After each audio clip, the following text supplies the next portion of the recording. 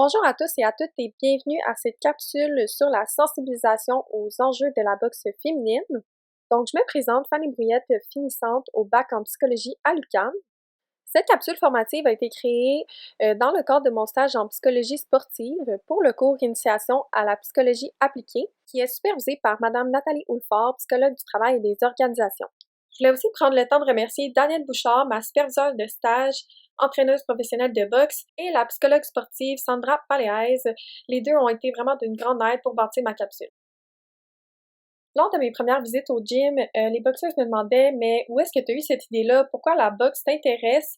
Puis en fait, c'est tout simplement parce que je voulais explorer un sport que je ne connaissais pratiquement pas. Je me suis aussi dit que ça serait super intéressant à observer pour son intensité qui se démarque énormément par rapport aux autres sports. Je me doutais aussi que certaines femmes dans le milieu de la boxe avaient pu avoir un parcours plus difficile et je voulais vraiment démystifier le sujet. Aussi, comme j'avais aucune expérience en lien avec la boxe, bien ça m'a permis d'avoir un point de vue totalement neutre tout au long de mes observations au gym. Je savais que la boxe féminine prenait une place importante dans l'histoire de l'égalité des sexes, puisque encore aujourd'hui, les boxeurs doivent travailler d'arrache-pied pour se faire connaître et faire valoir leur sport. Donc, c'est pourquoi ce sujet-là me tient à cœur à travers mon parcours en psychologie. C'est certain que si je peux faire une petite différence puis amener la population à être davantage sensibilisée à la réalité des boxeuses, bien, ce sera déjà une bonne étape de fait. Donc, je souhaite d'abord commencer avec un peu d'histoire pour vous donner une idée globale de la boxe féminine et d'où ça vient. D'après Lafferty et Mackey en 2004, plusieurs événements ont marqué l'évolution de la boxe féminine et en voici quelques-uns. Donc, si on regarde ici en 1720 à Londres, il y a eu les premiers combats qui étaient organisés entre les femmes ouvrières, puis l'argent et le statut étaient en jeu. Ensuite, en 1876, aux États-Unis, on a eu les premières boxeuses professionnelles, Nell Saunders et Rose Harlan. En 1900, à Paris, les 6 premières femmes ont été acceptées aux Jeux olympiques. Donc, c'est pas spécifique à la boxe là, comme événement, mais ça a certainement marqué la boxe féminine. En 1930, à New York, on a l'entraîneur Sabri Mahir qui va ouvrir ses portes aux femmes dans son studio d'entraînement. Sans savoir, cet homme-là va avoir un impact sur l'inclusion des femmes en boxe. En 1948, au Texas, Barbara Budrick est la première femme à obtenir sa licence en tant que boxeuse professionnelle. Puis si jamais vous êtes un peu plus curieux ou curieuse, vous pouvez aller voir sur le site de British Pathé, donc juste en dessous de 1949. Le site internet présente une vidéo de Barbara Budrick qui s'entraîne juste avant ses prochains combats. La référence complète de cette vidéo ainsi que toutes les autres informations qui se trouvent dans la capsule vont être à la fin complètement de la présentation. Le prochain événement, c'est en 1970. En fait, c'est tout simplement que la boxe féminine va prendre de plus en plus sa place. On continue en 1991 en Nouvelle-Écosse. Il y a le premier combat féminin non sanctionné par le Canada grâce à l'avocate Jenny Reid qui s'est battue pour la cause. En fait, Madame Reid voulait elle-même combattre et si la cour ne lui permettait toujours pas, elle allait démarrer une poursuite judiciaire. En 2001, en Pennsylvanie, on va avoir le premier championnat du monde de boxe féminine. En 2008, à Pékin, la boxe féminine n'est toujours pas acceptée aux Jeux olympiques, mais elle va l'être en 2012 à Londres. Ça reste un événement assez marquant puisque les Jeux olympiques existent depuis 1896 et c'est seulement en 2012 que les femmes sont autorisées à pratiquer la boxe aux Jeux olympiques. Avec la précieuse collaboration de Danielle Bouchard, j'ai pu bâtir une seconde ligne du temps, mais qui va être davantage axée sur l'histoire des boxeuses québécoises à travers le monde. Donc, on commence en 2008 en Argentine, justement avec Danielle Bouchard, qui est la première québécoise à participer au championnat du monde en boxe professionnelle féminine. Ensuite, en 2012, aux Jeux olympiques de Londres, on a la boxeuse Mary Spencer qui va représenter le Canada. En 2015, on a 2 événements à Toronto, puis les 2 athlètes sont canadiennes et québécoises. On a Caroline Vert qui va remporter l'or aux Jeux panaméricains et on a la boxeuse amateur Ariane Fortin qui va remporter l'or aux qualifications olympiques nationales. En 2016, au Kazakhstan, 6 Québécoises vont être sélectionnées pour participer au championnat du monde de boxe. En 2016, aux Jeux olympiques du Brésil, Ariane Fortin est la seule Québécoise qui représente le Canada et Danielle Bouchard est la première femme entraîneur en boxe féminine. Ensuite, en 2017, à Québec, la Québécoise Sarah Cali va remporter le championnat canadien de boxe amateur. En 2018, au Québec, Marie-Ève Dicker est la première Québécoise à remporter le championnat du monde de boxe professionnelle. En 2020, à Tokyo, on a 3 boxeuses québécoises qui vont représenter le Canada aux Jeux olympiques, dont Caroline Vert, Tamara Thibault et Myriam Da Silva. En 2022, à Montréal, la boxeuse professionnelle québécoise Kim Clavel devient championne du monde. D'ailleurs, j'ai eu la chance d'assister au dernier combat de Caroline Vert et Kim Clavel le 13 janvier dernier. C'était vraiment une expérience incroyable. Donc, si jamais vous avez la chance d'encourager les boxeuses québécoises, je vous incite fortement à le faire.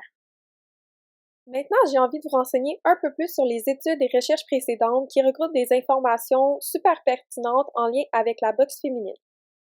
D'après la même étude de Lafferty et Mackey en 2004, certains stéréotypes sur la boxe féminine se seraient construits à travers le temps. Avant tout, je tiens à spécifier que les stéréotypes qui suivent ils peuvent être choquants, mais ils reflètent en aucun cas la réalité. Il faut garder en tête que le but de cette capsule, c'est vraiment de sensibiliser la population aux enjeux de la boxe féminine, et pour le faire, j'ai décidé de nommer les stéréotypes tels que les boxeuses l'ont témoigné dans les études précédentes. Comme premier stéréotype, ça serait en lien avec la force et la capacité physique des boxeuses. Donc, par exemple, on pourrait entendre les femmes ne sont pas faites pour se battre ou les femmes n'ont pas les capacités pour se battre. Le deuxième stéréotype qu'on entend souvent, c'est le fait qu'une femme, ce n'est pas violent, ou encore que ça peut jamais être assez violent pour se battre. Aussi, on peut entendre que les femmes viendraient juste s'entraîner pour rester en forme et non parce qu'elles ont vraiment envie de combattre. On aurait un troisième stéréotype fréquent en lien avec le standard de la féminité. On pourrait entendre les boxeuses ont toute une physionomie masculine ou les boxeuses sont en surpoids, trop musclées ou encore laides. Le quatrième et le dernier stéréotype est en lien avec l'intensité des entraînements.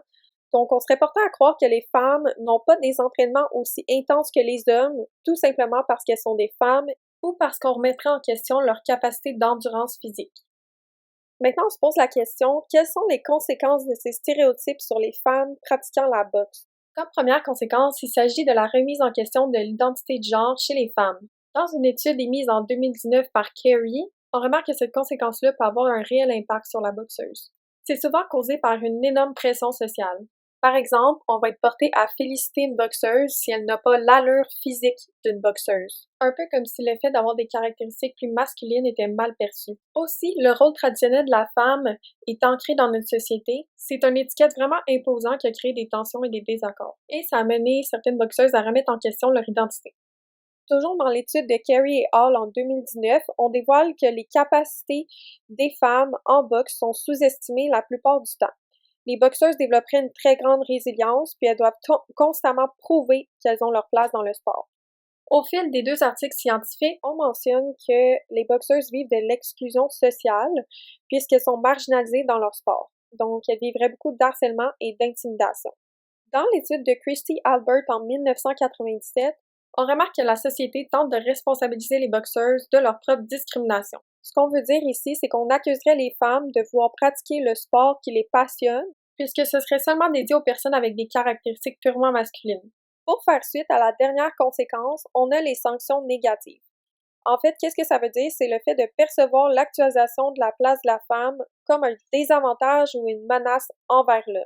Un peu comme si certains hommes voyaient les femmes comme leurs rivales, alors qu'en fait, c'est juste impossible puisqu'ils sont même pas classés dans la même catégorie au combat. Dans son étude, Christy Albert a découvert que certaines femmes étaient tellement découragées des stéréotypes et des inégalités en boxe qu'elles étaient prêtes à abandonner leur sport. Les deux études ont aussi remarqué le sexisme qui était présent dans le monde de la boxe. Parfois, elles pouvaient être traitées différemment aux hommes simplement parce qu'elles étaient une femme, comme avoir des entraînements incomplets. Ou encore, elles ont moins d'opportunités que leurs collègues masculins, comme des combats ou des championnats qui sont moins nombreux. L'étude en 1997 montre aussi qu'il y a beaucoup de sexualisation dans le milieu de la boxe. Par exemple, il peut arriver qu'une boxeuse soit perçue comme moins crédible qu'un boxeur. Aussi, un style vestimentaire féminin ou une apparence féminine viendrait discréditer son titre. La boxe, c'est la force et l'agressivité, deux choses qui ne collent pas aux standards de la féminité, supposément. Alors, on envoie comme message comme quoi une boxeuse qui affirme sa féminité ne peut pas être prise au sérieux aux yeux de son sport. Parfois, on pouvait même leur refuser l'accès au gymnase puisqu'elle serait une distraction pour les hommes. En effet, depuis quelques minutes, j'aborde un sujet qui est assez négatif. Mais le but ici, c'est vraiment de démontrer l'ampleur que peut prendre l'exclusion et la discrimination des femmes, notamment des boxeuses dans ce cas-ci, mais ça peut s'appliquer à tellement d'autres femmes dans plein d'autres milieux. Puis je tenais à remercier toutes les personnes de sexe masculin qui participent à l'inclusion de la femme dans le milieu de la boxe et toutes les femmes inspirantes qui continuent de prendre leur place. Sur un ton un peu plus positif, je m'intéresse à ce qui contribue à la poursuite de la boxe féminine. Christy Albert va faire ressortir 3 éléments qui aident grandement, dont le support des hommes, se faire connaître en participant à des combats et la motivation. On s'entend que la motivation est un facteur hyper important si on veut persister dans la boxe en tant que femme. Donc voici 8 types de motivation qui les poussent à continuer de boxer. L'appréciation de la compétition intense, la recherche d'adrénaline, l'énergie que donne le fait de performer devant une foule, l'amour qu'ils ont pour le sport, le développement de techniques, la force psychologique que leur procure la boxe, la préparation avant la compétition comme l'alimentation ou les entraînements, puis être reconnue comme une femme pratiquant un sport majoritairement d'hommes. À travers toutes ces motivations, il y en manque une selon moi, puis c'est la relation entraîneur-athlète. Je me questionne à savoir comment la relation entraîneur-athlète motive les femmes à persister dans la boxe. Je vous invite fortement à regarder la deuxième capsule qui va répondre à cette question-là. Et je voulais sincèrement vous remercier de votre écoute. Si jamais vous voulez les références des informations qui se trouvent dans la capsule, elles sont juste ici à la toute fin.